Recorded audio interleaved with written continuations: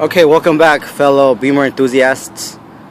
Today we are going to be working on a 97 BMW 740iL. We are going to go ahead and remove the bumper, or show you how to remove the bumper. And this is going to be a two video series. We're going to go and show you first how to remove the bumper, and then we're going to go and show you on another video how to remove the fender.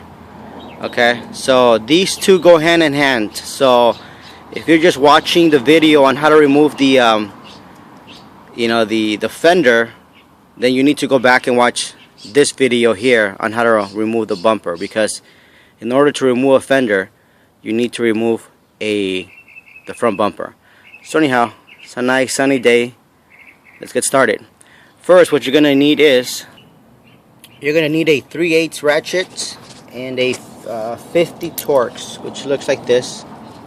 Okay, I use this because it gives me more I guess power, more strength in order to remove the bolts. So that's one right there.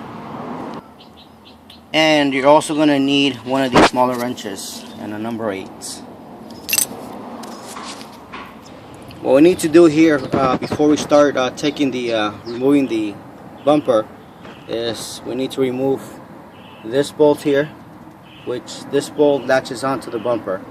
Okay, now also too, and it's really up to you, in the bottom of this, I don't know if you can see it here, there's a cover, this cover here, and there's also bolts. You can see one right there, and I believe there's one further down. You can take those two bolts off as well, and it'll go ahead and make the it'll help when removing the bumper. And again, you remove those, and the bolts look like this. These are 8mm. Okay, they're pointy at the end, and you have to remove it on this side as well, passenger and driver side. Okay, and again, in the bottom here in the panel, you can also go ahead and remove the bolts. I gone ahead and removed it, and as you can see, the two bolts, there's one here and one here. Okay, so I would, again, it's really up to you. I will remove it. It just makes the whole process easier. And again, this thing goes on the bottom right here. Okay, so once you remove that, then we go to the front of the bumper. You're gonna come to the front of the bumper on the driver's side, near the fog light. If you look here, up here, well, you can't see it. Where's my thumb? Right there. Okay, there's a screw. There's a 50 Torx screw. Okay, there's one here, and again there's another one. And it's easier to locate the one on the passenger side, because if you look at the tow hook, where the tow hook goes, if you just go straight down in the back, you're gonna see it. Where's my, right there. Okay, so there's one right there on the passenger side. This is how the bolts look. So you can see they're long. Okay, and the 50 Torx goes here. So again, sometimes they're pretty sunk in there, so you got to put some pressure on your ratchet. And sometimes, like these right here, they came out pretty easily, so that's nice. Okay, so once these bolts are off, all you need to do is basically, if it's just you by yourself, I recommend you start from the middle here, kind of put your knee in the bottom here, so if in case it falls, your knee's holding it, and just go ahead and tug. Okay, that's if it's just you working in your car. Again, or if you have two people, or you have a buddy that's there helping you, one person can go ahead and take one corner. They pull here at the same time as you're pulling here. That way, even force is applied, and the bumper, slides out evenly. Okay, but again, since it's just me myself, I would have to go ahead and basically move it here. Let me see if I can do it. See, as you can see right there, it's this bumper's off on this side already. And also just note here, be careful. If you can, at this point, if you have access to it, you should go ahead and stick your hand in here and start disconnecting any pigtails here. That way, when the bumper comes off, these pigtails are not holding it. Okay, but again, that's if you have access to it. That's one right there. And of course, on the passenger side, as you can see, you can't do that. You can't. It's a little harder to get the pigtail out, but actually you could. See, it's just me right now. I'm holding the bumper with my knee here. I see the pigtail down there, So I would just go ahead and take my arm, excuse my hand in there and disconnect it. That way, when I pull the bumper off, it slides off easily and it's not being held by the cables. So let me go ahead and remove the bumper completely. Okay, I went ahead and removed the bumper, and that's how it looks. This is the inside.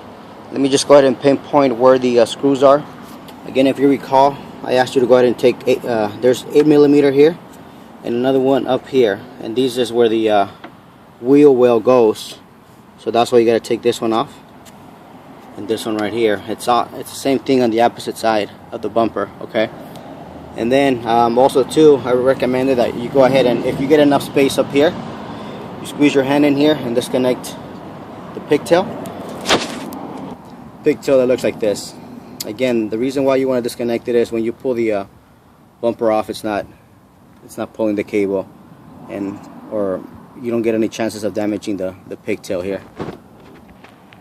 And then also, let me show you here, I also mentioned that below this here cover, if you look here, I said that there were 2 8mm bolts down here.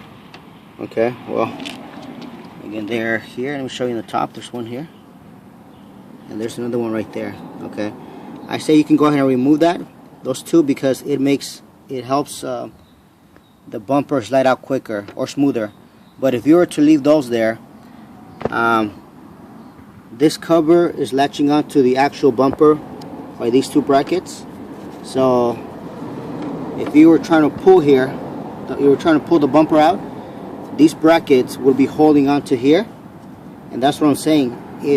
It'll come out eventually, but you run the risk of breaking this tab right here or damaging this here in the bumper. So that's why I recommend just go ahead and remove the 2 bolts down here. That way, when you slide the bumper off, it comes off just like that, it pulls off. And again, as you can see, these clips or brackets, they are pretty fragile. So again, just remove the 2 bolts here. You don't want to go ahead and break any of these pieces here. Okay, fellow Beamer enthusiasts, that's how you remove a front bumper out of a 7 Series. And again, the process is similar from 95, I want to say, to like 2001. A few things might change, but the steps are all similar. Okay, if you have any questions, or if you need any of these parts, be sure to contact us, and we'll be sure to go ahead and help you get the part for you. Okay, again, thanks for watching. You have a great day.